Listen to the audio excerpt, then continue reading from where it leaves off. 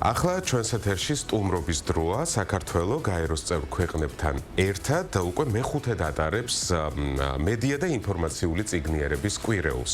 მთელი ქვეყნის მასშტაბით 24-დან 31 ოქტომბრის ჩათვლით სხვადასხვა ღონისძიებები იმართება. წლევანდელი კვირეულის მთავარი თემა გონება versus ხელოვნური ინტელექტი, მედია და ინფორმაციული წიგნიერება ციფრულ სამყაროში.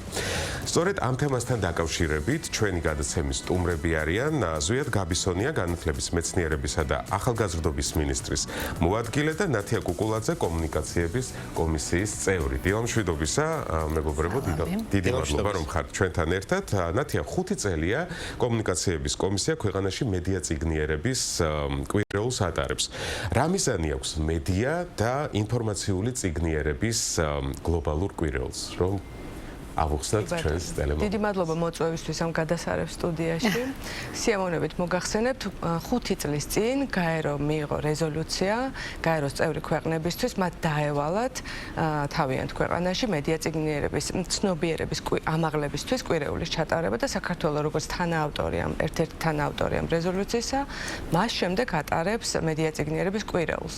კომუნიკაციების კომისია, როგორც მედია წიგნიერების განვითარებაზე პასუხისმგებელი ორგანიზაცია ამ ქვეყანაში იღებს პასუხისმგებლობას იმაზეც, რომ ეს კვირეული ჩაატაროს და თითოეული წლის კვირეული არის ხოლმე ძალიან საინტერესო. მეხუთე წელია, ყველა კვირეულს აქვს თავისი თემა, მინდა გითხრათ და წლევანდელი თემა არის ძალიან მნიშვნელოვანი, შედარებით განსხვავებული, ახალი ყველასთვის. ხელოვნური ინტელექტი შემოდის უკვე აქტიური ფორმით და გონების უპირატესობა ხელოვნურ ინტელექტზე. შეგვიძლია ასე გადმოვთარგმნოთ, უფრო ასაქმელი რო იყოს. წლევანდელი თემა არის ეს. ძალიან კარგია, უნდა დავუპირისპირდეთ აუცილებლად ხელოვნურ ინტელექტს გონებით. ჩემი აზრით ეს.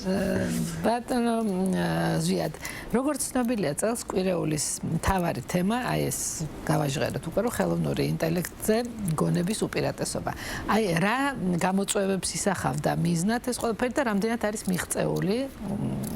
მე ვფიქრობ, რომ ეს არის დღეს ალბათ მსოფლიოს მეცნიერების და ტექნოლოგიების მთავარი კითხვა, რამდენად შეიძლება ადამიანის გონებამ შეინარჩუნოს უპირატესობა ხელოვნური ინტელექტის ტექნოლოგიებზე. მოგეხსენებათ, რომ დაახლოებით 10 წელია ხელოვნური ინტელექტი ისეთი ექსპონენციური ტემპით ვითარდება, რომ რა თქმა უნდა ეს კითხვა ლოგიკურად გაჩნდა, რადგან ადამიანის გონება არის მრავალწლიანი ევოლუციის შედეგი და შესაბამისად რამდენად შეიძლება რომ იმ ტემპში, როდესაც ხელოვნური ინტელექტი ასეთი სწრაფი განვითარებით ხასიათდება, გადაასწროს ადამიანურ გონებას, ანუ ადამიანურ შესაძლებლობებს. ეს იყო ჩვენი დისკუსიის ძირითადი შეკითხვა, რომელიც რა თქმა უნდა ძალიან რთულად პასუხგასაცემია, რადგან დღეს არ არის ერთგვაროვანი მიდგომა. მოგეხსენებათ, რომ არსებობენ მეცნიერები, რომელიც ამბობენ, რომ გადაასწრებს ხელოვნური ინტელექტის ტექნოლოგია იმის გამო, რომ მას მონაცემთა ბაზები, გაცვლითი სისწრაფე მონაცემების დამუშავების ტემპი და ასე შემდეგ გაცილებით სწრაფი აქვს ვიდრე ადამიანურ გონებას, მიუხედავად იმისა, რომ ადამიანს გააჩნია გარკვეული ტიპის უნარები, ემოციური ინტელექტის და სხვა ტიპის, რომელიც ფიქრობთ, რომ მაინც შეძლებს შეინარჩუნოს უპირატესობად. ყველაფერი დანარჩენი არის დილემის გარშემო არსებული შეკითხვები და არსებობს უამრავი პასუხები ამასთან დაკავშირებით. და ეს ყველაფერი არის ესეთ სათუო ალბათ, ხო? ამ ეტაპისთვის შეგვიძლია ვთქვათ, უფრო სამართლიანები ვიქნებით, რომ რა თქმა უნდა გონება აღემატება ყველა პარამეტრში, ყველა ძირითად პარამეტრში ხელოვნური ინტელექტის შესაძლებლობას. ძალიან გვიხარია ეს ბატონო ზვიად, ისე თქვენთან გვექნება შეკითხვა, თქვენი უწყება კომისიასთან ერთად მედია წიგნიერების მიმართულებით, როგორც გვევახსენეთ, აქტიურად მუშაობს. რა მნიშვნელობა აქვს ასეთ ღონისძიებებს განათლების პროცესისთვის, მით უმეტეს, როცა AI თან გვაქვს საქმე. პირველ რიგში ძალიან დიდი მადლობა უნდა უთხრათ კომკომს და კონკრეტულად ნათიას, რადგან წლებია უკვე ძალიან აქტიურად მუშაობენ განათლების სისტემაში მედია წიგნიერების განვითარების მიმართულებით. აი დინამიკას რომ დააკვირდეთ, როგორი ტემპით ვანვითარებთ სკოლებში ამ მიმართულებას, ძალიან ბედნიერები ვართ ამ ნაწილში, რადგან რა თქმა უნდა არის უმნიშვნელოვანესი, მოგეხსენებათ, რომ ციფრული რევოლუცია ამ პერიოდში მთელ მსოფლიოში და ჩვენთვის ძალიან მნიშვნელოვანია, რომ ბავშვებმა თავიდანვე სწორად იცოდნენ და სწორად აღიქვან ტექნოლოგიების როლიც და არ გქონდეს გადაჭარბებული რაღაცა შესაძლებლობების გამოყენება, რომელმაც შეიძლება არაეთიკურად მოახდინოს ბავშვების განათლებაში მონაწილეობის მიღება. ამიტომ მედია წიგნიერებას აქვს უზარმაზარი გავლენა, პლუს ამას თქვენ იცით დღეს დეზინფორმაციის მიმართულება და fake news-ები რა ტემპით ვითარდება. ბოლო კვლევების მიხედვით უახლოესი 10 წლის განმავლობაში წარმოუდგენლად დიდი რაოდენობის დეზინფორმაცია იქნება სოციალურ ქსელებში განთავსებული, ამიტომ რა თქმა უნდა კომკომის ინიციატივა იმაში რომ სკოლებში მედია წიგნიერება ვასწავლოთ და არა მარტო სკოლებში, სხვათა შორის ჩვენ გვაქვს ინიციატივა რომ უნივერსიტეტებში უფრო აქტიურები ვიყოთ და ვფიქრობთ რომ უნივერსიტეტებში ძალიან კარგი იქნება თუ მედია წიგნიერების მიმართულებით კონკრეტული კურსები იქნება დანერგილი, რადგან იგივე სტუდენტების ნაწილზე და აქაც არ არის საუბარი მხოლოდ ჟურნალისტიკაზე, აქ საუბარი არის ყველა პროფესიაზე, მათ შორის ზუსტი და საბუნებისმეტყველო მეცნიერების მიმართულების სტუდენტებზეც. ამიტომ ძალიან გვინდა რომ მედია წიგნიერების მიმართულებით ის ტემპი, რა ტემპიც ახლა კომკომის ინიციატივით განათლების სისტემას აქვს შევინარჩუნოთ.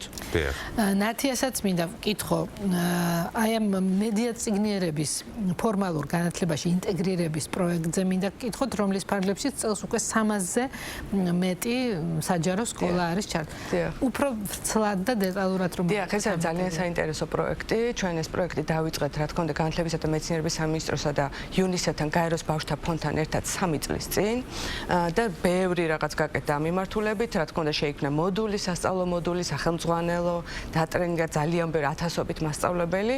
პირველ წელს და შესულია, ანუ არჩევით საგნად ისწავლება სკოლებში მედია წიგნიერება, ცალკე საგნად. მანამდე იყო ინტეგრირებული საგნობრივად. პირველ წელს აირჩია 600 სკოლამ, მეორე წელს 200-მდე სკოლამ და წელს როგორც თქვით, ამ სასწავლო წელს უკვე 300-მდე სკოლამ. ეს არის ძალიან მნიშვნელოვანი შედეგი და ძალიან მნიშვნელოვანი საქმე, იმიტომ რომ აი როგორც ბატონმა ზვიადმა აღნიშნა, აი ამ ციფრული გამოწვევის ეპოქაში, საინფორმაციო ერაში ვცხოვრობთ. ფაქტობრივად ჩვენ არის ძალიან დიდი მოცულობის ინფორმაცია, რომელიც ძალიან სწრაფად ვრცელდება და ადამიანებმა, ბავშვებმა, პედაგოგებმა, საერთოდ ყველამ, როგორც თქვენ თქვით, უნდა იცოდეს როგორ გაიკულიოს გზა ამ ინფორმაციულ ქაოსში, სამყაროში. დიახ, და როგორ გაარჩიოს ნამდვილი ინფორმაცია ყალბისგან, არ მოტყუდეს და ასე შემდეგ. ჩვენც არ გვაწყენდა. დიახ, და კვირაობის ფარგლებში დაგეგმილი ღონისძიებების შესახებ რომ წელს განსაკუთრებულად საინტერესო და მე ვიტყოდი შემოქმედებით კრეატიული კვირეული გვაქვს, გახსნა AI, ჩვენი პირველი კონფერენცია, ბატონ ზვიადი, რომელსაც ესწრებოდა, რომელიც იყო ძალიან საინტერესო, დამეთანხმებით ალბათ. ჩვენ გვყავს ახალი თანამშრომელი კომისიაში, მას ქვია კაი, ანუ კომუნიკაციების კომისიის AI, რომელიც იყო წარმდგენი გამხსნელი ამ ორგანიზაციის და ის აცხადებდა. ხედავთ ეკრანზე, მე ვერ ხედავ, თქვენ ხედავთ ეკრანებზე, კი ბატონო. ძალიან საინტერესო პანელური დისკუსიები ჰქონდა ექსპერტებთან ერთად და ასევე ახალგაზრდებთან ერთად, რომლებიც სტარტაპებს აკეთებენ და მუშაობენ ამ მიმართულებით ძალიან აქტიურად. მართლაც რომ აქტუალური თემებზე იყო საუბარი, იყო უამრავი კითხვა, ვერ ვასრულებდით ფაქტობრივად ისეთი ჩართულობა იყო საზოგადოების მხრიდან და ამ მხრივ იყო გამორჩეული განსაკუთრებულად. თუმცა ყოველ წელს ჩვენ გვაქვს ასეთი ღონისძიებები და წელს დამატებით გვაქვს ოლიმპიადები, კვირეული ხო 7 დღისგან შედგება და ყველა დღე არის დატვირთული ოლიმპიადები, აი ხვალ კონკურსები, მედია წიგნების კონკურსები სტუდენტებისთვის, მოსწავლეებისთვის.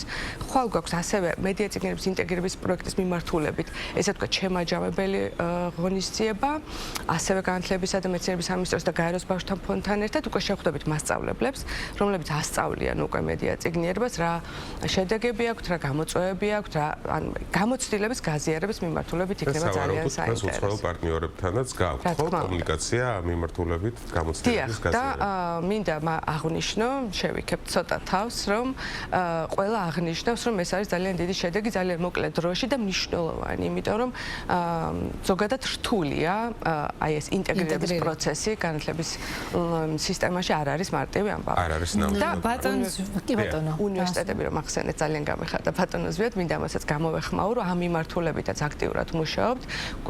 ყავს უკვე რამდენიმე სტუდენტი, რომელსაც დაიწყო სწავლება, რომელიც არ ასწავლიდა და დაიწყო და ახლა უკვე ერთობლივად ბევრად მეტ შედეგს დავდებთ, იმედი მაქვს. მადლობა. ბატონ ზვიად, გამომდინარე იქიდან, რომ ხელოვნური ინტელექტი სულ უფრო აქტუალური ხდება, მიუხედავთ იმისა, რომ ზოგიერთები ვეცინააღმდეგები, რას გეგმავს ამ მიმართულებით განათლების სამინისტრო, რომ უფრო მეტად აამაღლოს ცნობიერება სასკოლო საზოგადოებაში და AI-ის გამოყენება სწორედ მოხდეს, ხოლო საფრთხეები მაქსიმალურად იყოს ესე ვთქვათ, გაცნობიერებული. პირველ რიგში უნდა გითხრათ, რომ შეწინააღმდეგება არ არის სწორი სტრატეგია, რადგან ნებისმიერი ევოლუციური კანონის მიხედვით მნიშვნელოვანი ადაპტირებას რამდენად სწრაფად მოახდენთ და იგივე ეხება ხელოვნურ ინტელექტსაც, ამაში ღრმად ვარ დარწმუნებული და შესაბამისად ყველაზე მნიშვნელოვანი ადაპტაციის ნაწილში არის სწორედ განათლების სისტემაში დანერგვის საკითხი. აქ გვაქვს რამდენიმე მნიშვნელოვანი გამოწვევა. ერთი, მოგეხსენებათ, რომ ახალი თაობა უფრო ტექნოლოგიური თაობაა, ვიდრე ჩვენი თაობაა მშობლების. შესაბამისად, ძალიან მნიშვნელოვანია, რომ პირველ რიგში ის, რასაც ბავშვები ავტომატურ რეჟიმში თვითონვე სწავლობენ გაჯეტების და ამ ტექნოლოგიების გამოყენების შედეგად, რამდენად შეიძლება მისი ავტომატური ინტეგრირების ფაზაში მასწავლებლებს შორის გარკვეული ტიპის ცოდნის გავრცელება. რატომ? იმიტომ რომ მასწავლებლები იგივე ChatGPT-ის ეპოქაში და თქვენ იცით როგორი პოპულარულია. ეს არ ეხება მხოლოდ სკოლის მოსწავლეებს, ეს ეხება სტუდენტებს სამივე საფეხურზე სხვათა შორის. მე ვგულისხმობ როგორც საბაკალავრიატო, ასევე მაგისტრატურაში და ასევე დოქტორანტურაში, რადგან ძალიან ხშირად იგივე თეზისებს, იგივე მოხსენებებს, კონფერენციებზე, იგივე ვთქვათ რაღაც გამოსვლით სიტყვებს, ან თუნდაც სამაგისტრო ნაშრომებს და თუ ცოტა წინ წავალთ შეიძლება სადოქტოროსაც, ძალიან დიდი საფრთხეელის მეთოდოლოგიის თვალსაზრისით, ამიტომ ჩვენთვის ძალიან მნიშვნელოვანია, რომ სწორი დანერგვა მოხდეს ხელოვნური ინტელექტის ტექნოლოგიებისა. აქ შემოდის რეგულაციები, როგორიც არის იგივე ევროკავშირის კანონმდებლობა, ევროსაბჭოს კანონმდებლობა, კონვენციები, ეგრეთ წოდებული ძლიერი და სუსტი სამართლის პრინციპები. პლუს ამას ძალიან მნიშვნელოვანია კანონმდებლობის სწორად დანერგვა, იმიტომ რომ არსებობს ერთი კანონის მიღება და მეორეა მისი ინტეგრირება რეალობაში, რაც სხვათა შორის აღსრულების ნაწილში ტექნოლოგიებთან დაკავშირებით ძალიან რთულია. ძალიან საინტერესო თემებზე ვსაუბრობდით. ეს ისეთ თემაა, რომელზეც ძალიან ბევრი შეგვიძლია ვისაუბროთ. ერთადერთი უნდა დავიტოვოთ იმედი, რომ სწორად მოხდება ინტეგრირება ხელოვნური ინტელექტის განათლების სისტემაში და უბრალოდ ჩვეულებრივ სამომხმარებლო ენაზე რო ვთქვათ, გონება არ გაუზარმაცდებათ ადამიანებს, რაც ყველაზე მთავარია. ამ ეს წუხილი გვაქვს. დიდი საფრთხეა მე მგონი. მომავალს და რა თქმა უნდა ტექნოლოგიურ განვითარებას არავითარ შემთხვევაში არ ეწინააღმდეგება. პირიქით მივესალმებით და ასეც უნდა იყოს. არ გეგონოთ რომ სტაგნაციის მომხრეა. ხო, ამიტომ განმარტე ახლა მე ჩემი და ზუზის პოზიცია. საუბრობდით მედია წიგნიერების და მის მნიშვნელობაზე ხელოვნური ინტელექტის ეპოქაში. ჩვენი გადაცემის სტუმრები იყვნენ ნათია კუკულაძე, კომუნიკაციების კომისიის წევრი და ბატონი ზვიად გაბისონია, განათლების მეცნიერებისა და ახალგაზრდობის მინისტრის მოადგილე. ძალიან დიდი მადლობა მათ სტუმრობისთვის.